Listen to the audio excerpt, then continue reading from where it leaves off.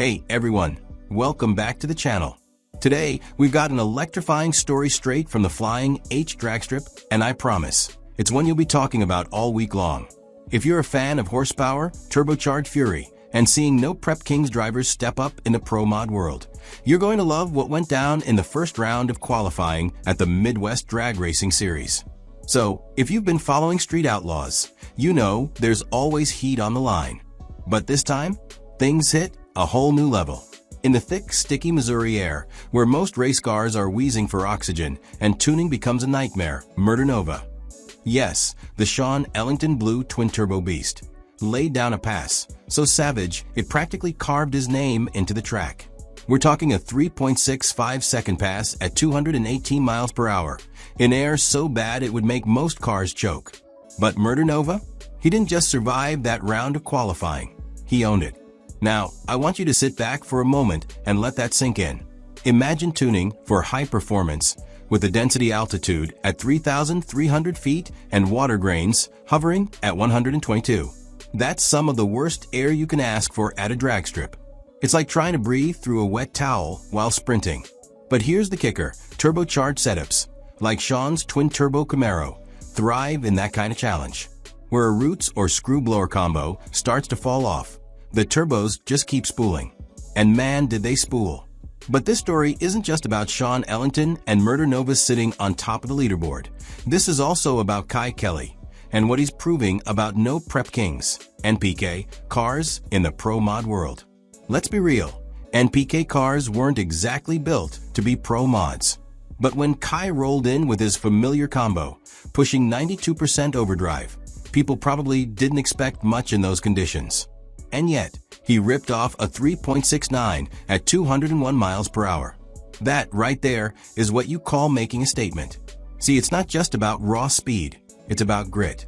It's about showing up with a car that still looks like a car, not just a wind tunnel optimized body-on-tube chassis missile, and still competing with the best of the best. Kye Kelley did just that.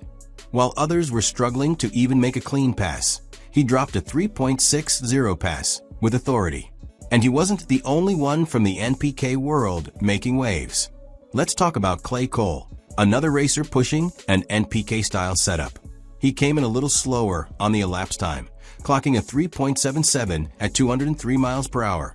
But here's what people are overlooking. 203 miles per hour in that air means one thing. Power is there. The car's making it. It just needs the setup to click.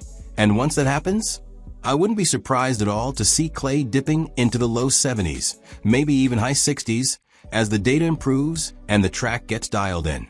Now, if you're not familiar with Kye's setup, he's running what I believe is a 140mm ProCharger, and that combination has been showing us lately that it's capable of big mile-per-hour runs. Sure, maybe not the quickest on ET in these conditions, especially against twin-turbo cars, but you can't deny the horsepower. That mile per hour tells us all we need to know. He's knocking on the door. Let's not forget Callie Mills, who threw down a smooth 3.67 at 202 miles per hour, and Robin Roberts, who followed with a 3.68 at 203. Solid numbers, and definitely part of that front-running pro mod group. But as impressive as those runs are, all eyes are on the top spot, and right now it belongs to Murder Nova. Here's where things get even more interesting. With the pro mod rules trying to keep parity between the combos, twin turbos, screws, ProChargers, roots blowers, it's always a balancing act. In good air, screw blowers typically have the advantage. But on days like this, bad air, heavy water grains, heat soaking the track, twin turbos just walk away with it. And that's exactly what we're seeing. Sean Ellington is not just qualifying well, he's setting the pace. Now listen, I know some of you out there still say NPK cars don't belong in pro mod racing. But I've got to challenge you on that. Kye Kelley just showed up, ran in the 60s, and did it with a real car that still looks like something you might see on the street. If your neighborhood was built for speed demons. There's just something more exciting about a car that's got attitude, character, and muscle.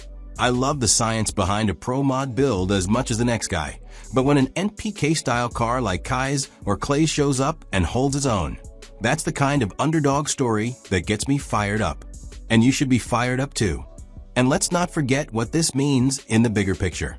We're watching a moment where the world of pro mod racing isn't just evolving. It's colliding with the energy and unpredictability of no prep kings. This kind of crossover wasn't common a few years ago. NPK racers used to stay in their lane, pun intended.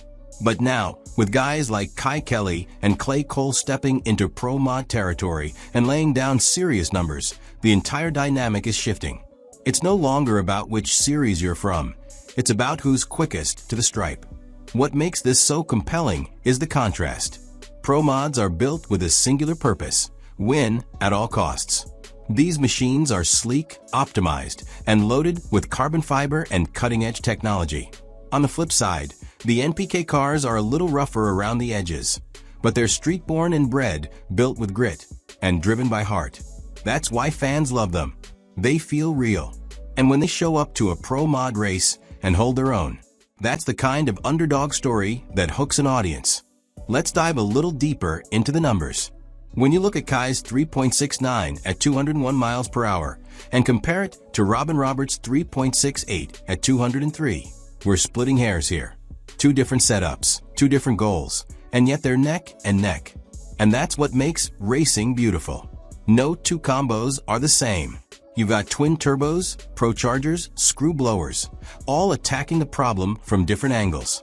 And yet, at the end of the day, it all comes down to execution, data, and a bit of luck.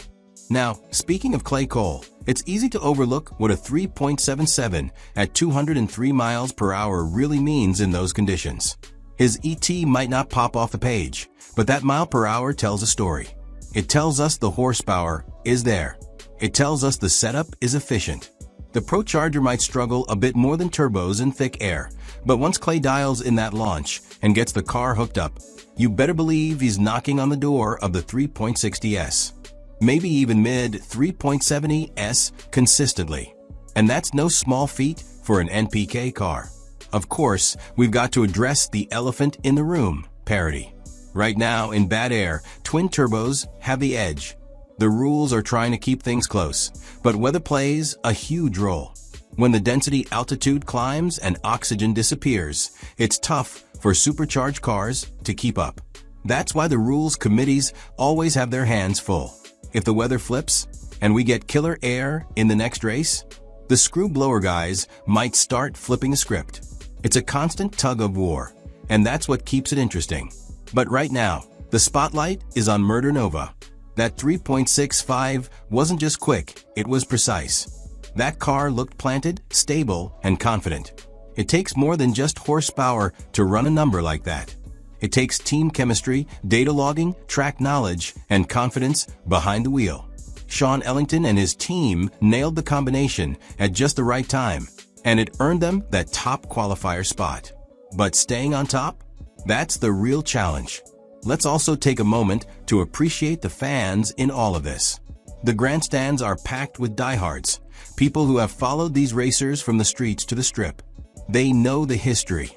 They know what it means for Kye Kelley to be running 3.60S with a car that looks like it just left the factory. These aren't casual observers, they're invested. And races like this, where NPK stars go head-to-head with pro mod legends, that's what fills the stands and keeps the sport alive. So where does this leave us? We're staring down the barrel of one of the most exciting pro mod race weekends of the year. The first round of qualifying already threw the rulebook out the window. The second round? It could change everything. Will Murder Nova hold the top spot? Will Kye push even deeper into the 3.60S? Can Kye Kelley sneak into the mix and shake things up? All I know is you don't want to miss a second of it. This is racing at its rawest, and it's only just heating up.